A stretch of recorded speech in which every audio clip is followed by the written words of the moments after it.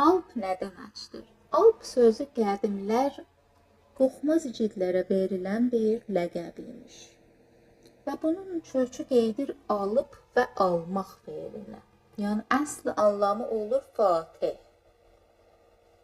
Bu ləqəbi hər icidə verməzmişlər. Onun 9 dana şərti var imiş. 9-cu çox gözəldir. Videonun axırında deyəcəm biləcəm. Amma o şərtdən öncə bəzi nişanələr var imiş bunların ki, istəyəm əvvəl onları deyim.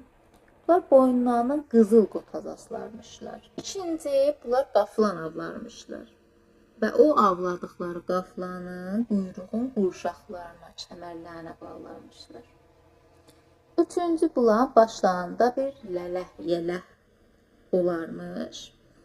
Götdən deyə başlarında ki, mən həds vururam, onu yazı pozu üçün çıxardıb, kullanıb, taxarmışlar yerinə. Çünki savad da hər halda bir üstünlük sayılır və ehtimalən bunlar savadda olarmışlar. Və mal şərtlər. Birinci bu ki, bunlar bərkin ürəkli olmalıdırlar. Yəni, şücaətli, qorxmaz olmalıdırlar. İkinci, güclü bilək. Üçüncü, sətin təpər. Təpər yəni meyru. Sətin burada yəni möhkəm. Sətin təpərli olmaq yəni möhkəm və güclü olmaq. Dördüncü, yürgül at. Yəni bunların atları da gərək yaxcaqlı idi. Yürgül olaydı. Beşinci, özəl geyim. Bunların geyimləri fərqli olarmış və mən həds vururam ki, bunların geyimləri savaş üçün özəl olarmış. Yəni savaşa uyğun bir geyimləri olarmış. Altıncı, qayım, yay. Yay yəni kəman. Bunların kəmanları, oxları da gərək qayım olarmış. Qayım yəni möhkəm. Yeddinci, kəskin qılış. Qılış ki, şəmşirdir. Kəskin də yəni tiz görəndə.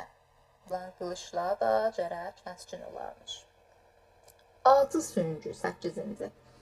Süngü yəni bıçaq, xəncər. Və acı da burada yəni zəhərli ki, bir düşmən qabaqlarına çıxdı, bir hərəkət nə edə bilərlər onları aradan aparalar. Acı süngü. 9-cu ki, çox söyləyən bu şərti bu imiş ki, bunların gərək həyat yoldaşları özünə uyğun olarmış. Uyğun qadın özlərinə gərək seçəymişlər. Yəni, sənə susulmamalı qız bunlara uyğun deyilmiş və bunların həyat yoldaşları özlərinə tay gərək qorxmaz və cəsarətli olaydı. 3 dənə ünlü bu ləqəbi alan türk var ki, ehtimalən bunların adı qulaza dəyibdir. Biri Alp Ertunqa, ikinci Alp Təkin və üçüncü də Alp Ərsəlanı Səlcuqu ki, hətmən bunun adını eşidibsiz.